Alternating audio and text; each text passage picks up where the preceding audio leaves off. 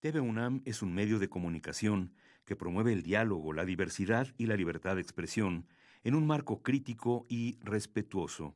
Los comentarios expresados en su programación reflejan la opinión de quienes la emiten y no de quien la difunde.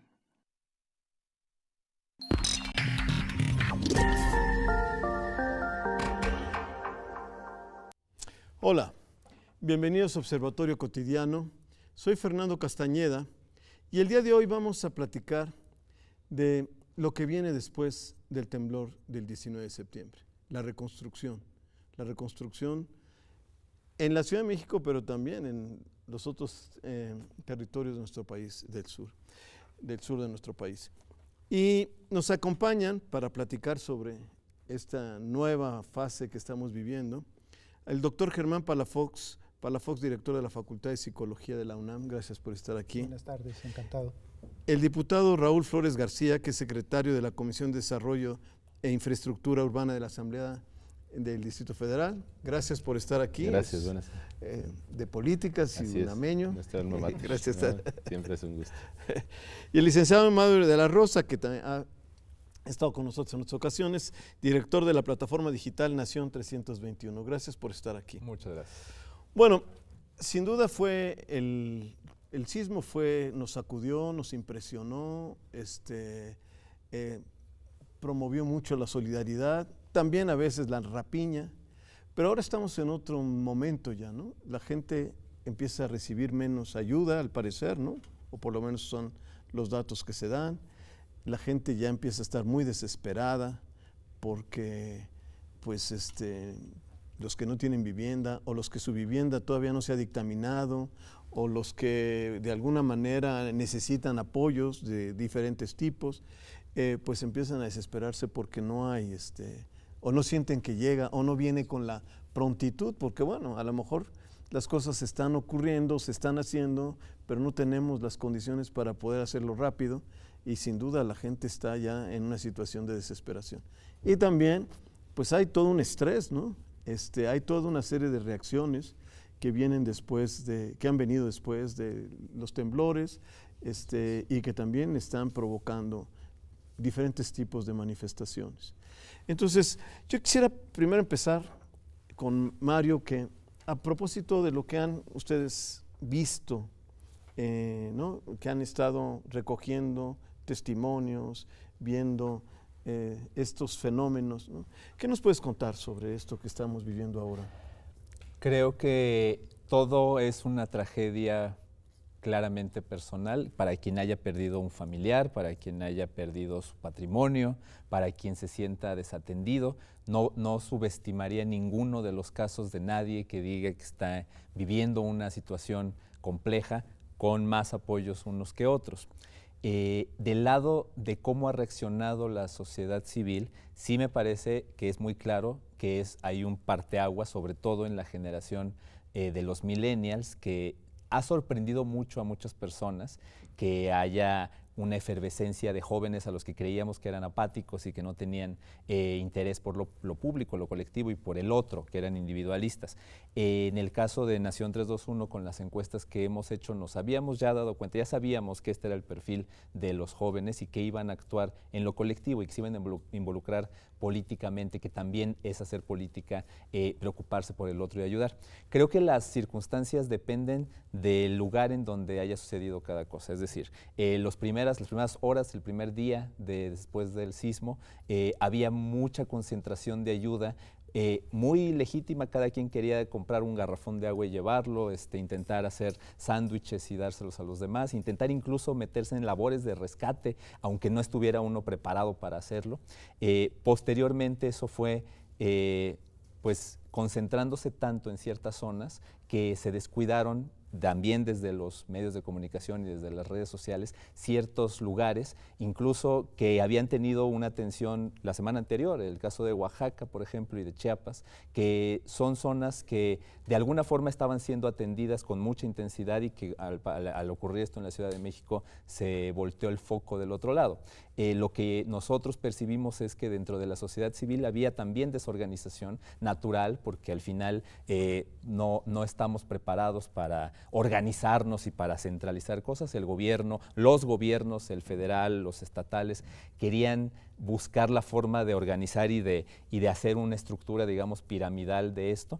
Y también yo creo que ellos se dieron cuenta de que la forma de organizarse de la sociedad hoy en día tiene que ser más horizontal. Hay tanta desconfianza en el gobierno y en las instituciones públicas que parece que cualquier intento de organización de eso es con fines electorales, con fines de desvío, en fin, ¿no? En algunos casos puede que sea cierto, no en todos, pero la sociedad civil de alguna manera creo que también está entendiendo cuál es su papel, su función y hasta dónde se puede coadyuvar correctamente y hasta dónde también hay que permitir que las autoridades hagan lo que les corresponde.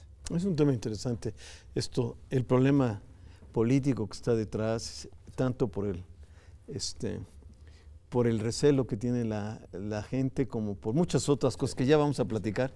Pero antes, Raúl, y bueno, desde la Asamblea, ¿cómo estamos viendo esta situación? Los retos que tienen, ¿no? Retos incluso, por ejemplo, con respecto a generar regulaciones o legislaciones con respecto a los inmuebles que están dañados, en fin, sobre el uso del suelo.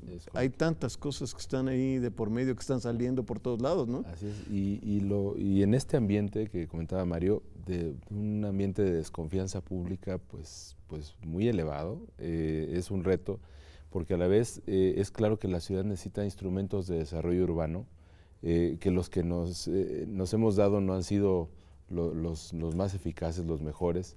La concentración de la construcción en esta línea que dibuja la zona sísmica, por ejemplo, que privilegió el bando 2, por ejemplo, que ahora es parte de la Ley de Desarrollo Urbano, del Programa General de Desarrollo Urbano de la ciudad. El reconocer el tema de las fallas geológicas en las delegaciones periféricas, pues que hoy no contienen los programas delegacionales, por ejemplo. También el tema de legislar para actuar presupuestalmente en la emergencia, porque todo está hecho, como estamos en este esquema de desconfianza también de controles, que yo no me atrevería a decir que se quitaran, pero a la vez hay que actuar. También nos damos cuenta que se contrató un fondo, afortunadamente se tuvo la visión de contratar este fondo de emergencia, que fue muy criticado, decían que era pues como el cochinito, en fin, en este tema de las desconfianzas, ¿no? Cuando ya se tiene el fondo, pues ya finalmente se da la razón, pero no todo es felicidad. Nos damos cuenta que las reglas del Fonden pues no alcanzan a la Ciudad de México y que el Fondo Nacional para Prevenir los Desastres pues por la composición socioeconómica de la ciudad aparentemente no llegaría. No tenemos desastres, el cuantioso de las construcciones, el valor de las construcciones es un reto también para la ciudad. Hay que ver que se muevan los valores del commodity a la seguridad, por ejemplo, ¿no? Toda esta burbuja inmobiliaria también tiene que frenarse en la Ciudad de México. Tenemos que ver pues que la ciudad tiene que cambiar esa dinámica y sí, efectivamente es un enorme reto en muchas facetas. Regresamos en estos temas que son muy importantes. Germán, dime, ¿cómo estamos hoy en nuestra salud mental o en nuestra tensión o estrés? Los chilangos, los citadinos y todos los que hemos sufrido este sacudón. Yo creo que todos estamos impactados, ¿no? Definitivamente los que sufrieron, ¿no? Alguna pérdida, sí. Pero también todos los que la sufrimos indirectamente, ¿no? Y yo creo que ha habido pues diferentes facetas, ¿no? La inmediata, que podemos pensar, pues sí es una descarga de adrenalina tremenda, mucha gente, como bien se señalaba, se han volcado a diversas acciones de apoyo, encuentran algo que hacer ante la tragedia y no se manifiesta entonces esa ansiedad, ese miedo, la sensación de pérdida, sino hasta momentos, horas, días después. Para nosotros fue muy claro cuando empezamos a trabajar desde la Facultad de Psicología ofreciendo apoyo psicológico, ¿no? El mismo 20 de de septiembre ya estábamos visitando zonas donde pensábamos, preveíamos que podría ir concurriendo la gente afectada de una u de otra manera, y en la mayoría de los casos no se necesitaba la ayuda, era lo que nos decían, ¿no?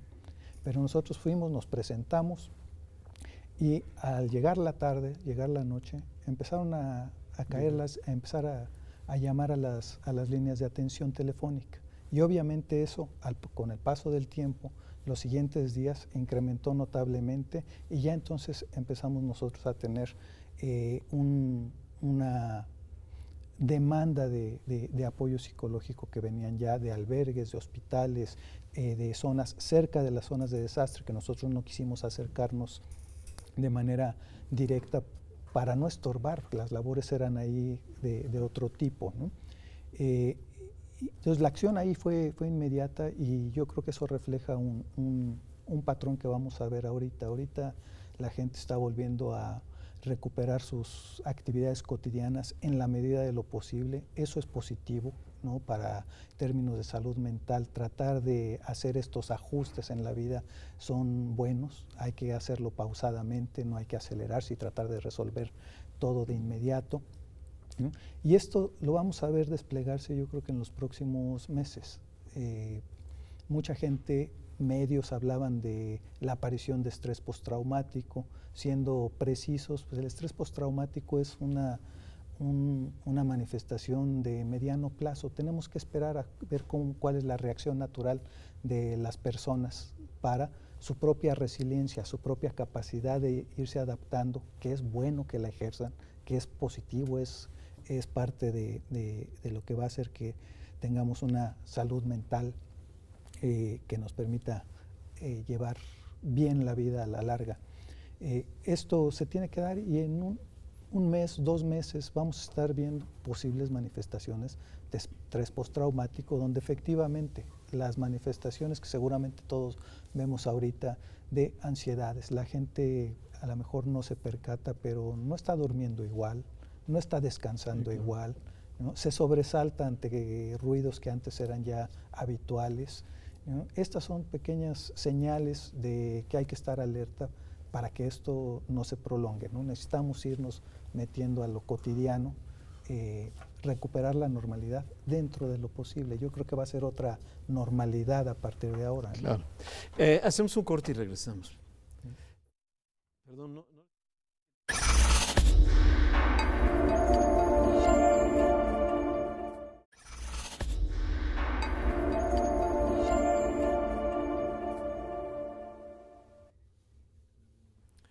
Regresamos.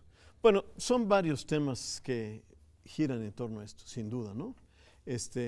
Por supuesto, yo estoy de acuerdo, creo que la gente lo percibe, los jóvenes reaccionaron muy bien. También ya hemos tenido la oportunidad de platicar sobre el tema de los jóvenes aquí, y estoy totalmente de acuerdo, eso de que los millennials son apáticos no tiene nada que ver. Hay un problema de desencanto contra la política y contra los políticos, pero no es que sean apáticos, en realidad nos consta que nuestros jóvenes están en organizaciones civiles, son activos de muchas maneras y participan, y ahora se hizo evidente, ¿no? O sea, eso es muy cierto. Pero también se han hecho evidentes problemas, ¿no? O sea, problemas de saqueos, etcétera, pero también de aprovechamientos políticos, ¿no? Hay que decirlo, ¿no?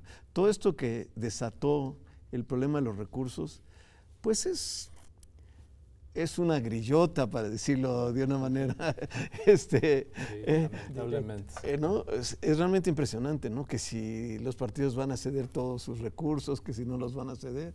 O sea, realmente, pues, no quiero yo valorar, pero ¿cómo ves tú esta situación, Raúl? Yo creo que lo que no hemos podido asimilar los partidos políticos, y te lo digo porque además tengo la tarea de dirigir el PRD en la Ciudad de México, creo que el tema de las respuestas ciudadanas, de la forma de hacer la política, creo que a veces nos espanta mucho perder el público que tenemos cautivo, no podemos ser resilientes, como bien dices, a las nuevas formas en que la gente ve a los políticos y las políticas las respuestas que quieren, ¿no? Entonces, creemos que el tema de que se nos señale por ejercer recurso público está mal visto. Yo te diría, esa es una lucha pues de la propia izquierda, el poder tener financiamiento público y no estar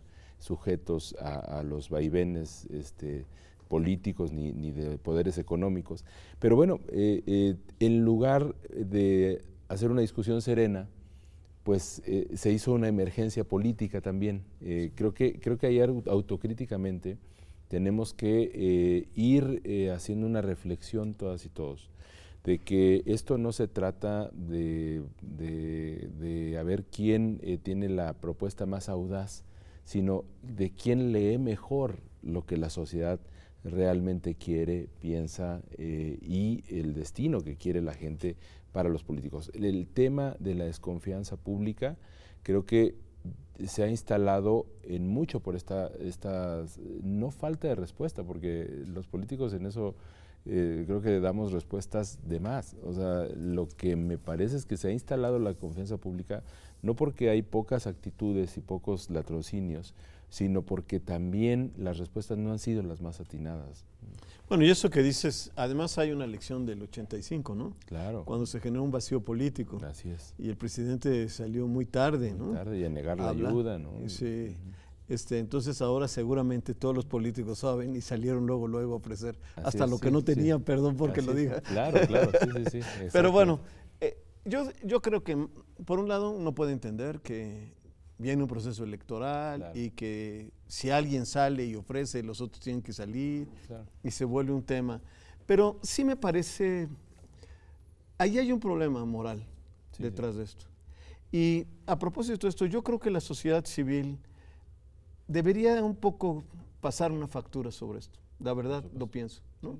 O sea, se vio demasiado abusivo, ¿no? Salir, vamos a darlo todo y no sé qué, en el que se veía el golpeteo entre todos estos partidos, ¿no? Unos ofreciendo y ofreciendo, en un mercado que no parecía realmente tener una visión en qué lo van a hacer, por qué lo van a hacer, cuánto dinero, qué es lo que necesitan. O sea, era una cosa así como aquí está la chequera y, ¿no? O sea, Mario, ¿tú cómo lo piensas? Oportunismo y populismo de todos. No exento a nadie aquí, perdón, pero no exento a nadie, porque creo que de alguna manera, pues la reacción, a veces con mejores intenciones que otras, seguramente, pero lo que sí creo que es distinto al 85 es la capacidad de la sociedad civil para estar más informada y más conectada. Eso quizá tire de alguna forma la apuesta que tienen algunos de los partidos de decir, pues esto es temporal, la reacción de la sociedad civil va a durar pues unas semanas, unos mesecitos, llega Navidad y nos olvidamos. Creo que la sociedad civil hoy, a diferencia de 1985, tiene otras herramientas y otras referencias. Si los millennials carecían de algo, era de una referencia en común local. Cuando uno le preguntaba a los millennials cuál es la noticia que más impactó tu vida hasta ahora, decían el 11 de septiembre, por ejemplo. Era una referencia importante, pero lejana. Este momento, desgraciadamente por una tragedia, creo que sí va a marcar de alguna manera la reacción de esa sociedad civil, y si antes de esto ya había una desconfianza y una decepción por los políticos y los partidos y todo esto, creo que ahora el gran reto va a ser entender cuál es la respuesta que está buscando la sociedad civil, que no es nada más la de ser espectadores y analizar, sino incluso fiscalizar, ver dónde se fueron sus donativos, dónde están los recursos. Ahora ya podemos comunicarnos a través de las redes sociales. Hicimos el día posterior al sismo una transmisión de 12 horas en Nación 321, donde vinieron celebridades, activistas, los supercívicos, los actores del Club de Cuervos, en fin, como ciudadanos, a decir: queremos información. Dicen que están robándose el apoyo, dicen que ya está entrando la maquinaria al edificio, dicen que ya no van a rescatar a nadie. Fake news, ¿no? Y entonces ¿qué hacemos desde las propias redes para organizarnos entre nosotros y ir descartando y ver si es cierto que los topos no están recibiendo el dinero y que son otros impostores y no sé qué. Ese poder de alguna forma que no es de los medios, es de los ciudadanos, pues es algo que no existía en el 85 y creo que sí va a marcar a la generación, pero también sin duda el proceso electoral del próximo año. Es muy importante y lo que acabas de mencionar, la famosa fake news es fundamental. Sí. Quizá la única que puede combatir eso es la sociedad civil. Qué bueno. Germán, y sobre todo esto, tú mencionabas una cosa que está, digamos que algo que nos construye, que nos genera el mundo moderno o moderno ya tardío del siglo XXI, es efectivamente hay fenómenos naturales que nos rebasan, ¿no? Sí. No sabemos ni cuándo van a ocurrir. Sin embargo, yo creo que ya, digamos, ya en el siglo XX y sobre todo ahora, a final del siglo XX y principios del XXI, surge todo este tema de la resiliencia, tanto psicológica, que eso es lo que quiero que me comentes, pero en general, ¿no? O sea, la idea de que pues no podemos predecir, pero podemos prever, y hay toda una conciencia al interior que a veces no sé si ayuda o no ayuda, de que tenemos que, hay como, se internaliza, ¿no? El problema un problema, por ejemplo, como una catástrofe natural, que no podemos hacer nada, que no sabemos ni cuándo va a venir, pero de alguna manera se vuelve todo un tema en el que internalizamos, asumimos una cierta responsabilidad, ¿no? Y se vuelve un tema como si fuera también nuestra responsabilidad el haber tenido la prevención, haber tenido que los políticos debieron haber hecho, etcétera, ¿no? O sea, el tema, aunque antes uno decía, bueno, pues ni modo, ¿no? Dios quiso, pero ahora hay todo un tema internalizado, ¿no? ¿Cómo lo ves? Yo creo que hay varios factores que debemos considerar para hablar bien de resiliencia, ¿no? No es que sea un fenómeno nuevo, a lo mejor en años recientes le hemos dado más peso a la capacidad que tiene la gente, a la capacidad que tiene la sociedad de reaccionar y adaptarse ante la adversidad, ¿no? Y yo creo que eso es un gran valor que tenemos que rescatar. Yo creo que va a haber, a partir de este evento del 19 de septiembre y la reacción posterior, va a haber modificaciones como las que podemos ver en retrospectiva del 85, ¿no? A muchos nos tocó el temblor del 19 de septiembre después de un gran simulacro, ¿no? Que de alguna manera ayudó, ¿no? Y la gente, yo recuerdo que le dije a mi comunidad de la Facultad de Psicología, ¿no? Nos tardamos el doble en salir, tenemos que mejorarlo. Cuando fue el temblor, no se tardaron, ¿sí?